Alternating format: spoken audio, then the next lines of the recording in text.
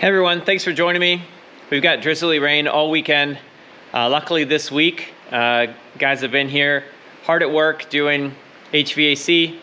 So I'll show a little bit of that. I came down while I was working and would take a couple of clips here and there.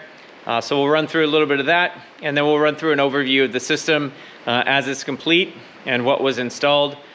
So thanks for joining, and let's get to it.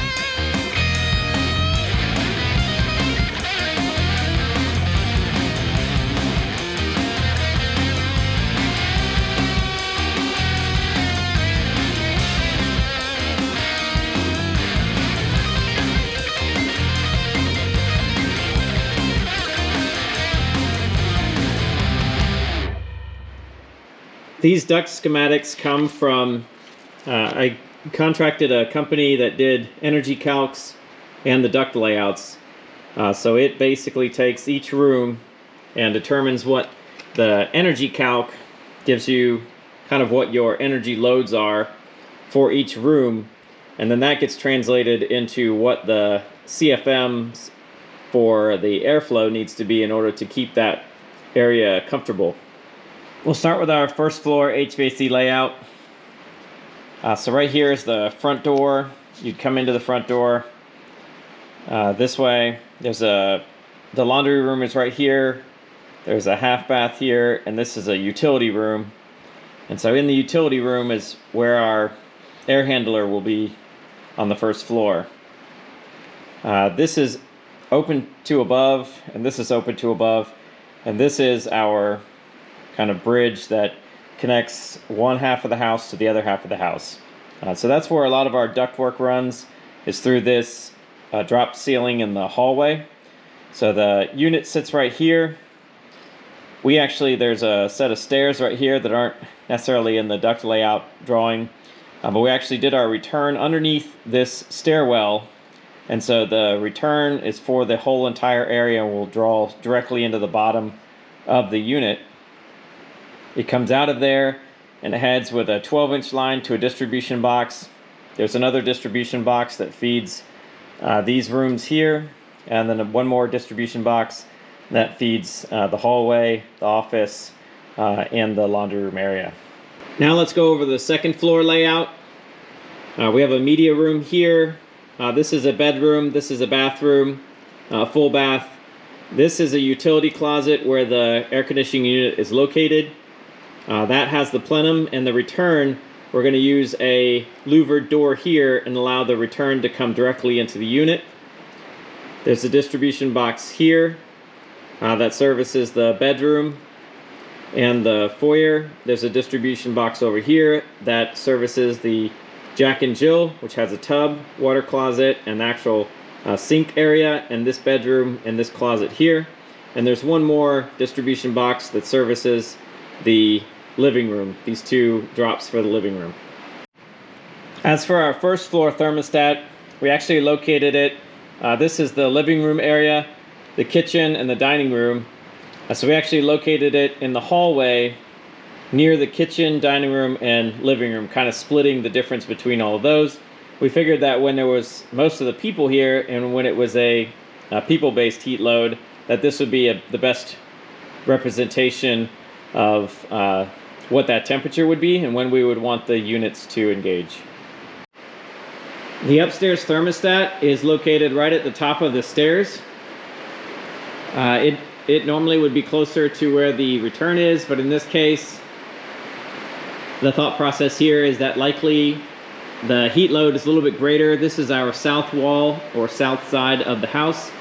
A lot of times of the year, the sun hits the south facing wall, and so we figured that this would be a more accurate representation of what the temperature would be and when we would want the unit to engage. This is the duct for the range. So we're in our kitchen, and this is where the range hood would go, and that's ducted to the outside, and will come out into the outside ceiling. And this is our dryer hookup. This comes up, it has a pre-screen, has a screen here that helps reduce the amount of lint that winds up out on our porch, because this will follow this duct right here, and it will travel in a soffit out to the outside, and it also vents out into the porch area. The last detail to discuss, I suppose, is our heat recovery unit.